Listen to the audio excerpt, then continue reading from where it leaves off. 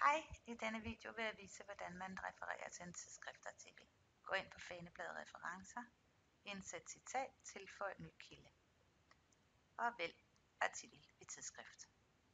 Forfatteren er artiklens forfatter. Husk at skrive efternavnet først. Hvis der er mere end en forfatter, adskiller man med semikolon.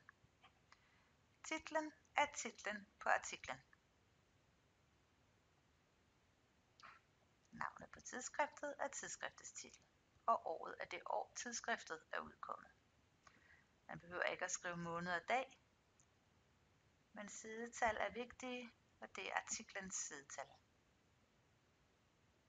Det er også vigtigt at skrive, hvilket nummer tidsskriftet har, og der bliver man nødt til at sige, vis alle bibliografifelter og tilføje et nummer.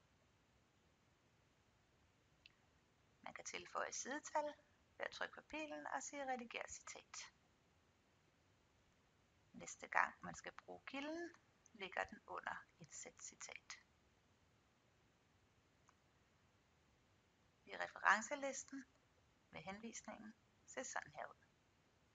Tak fordi du kiggede med.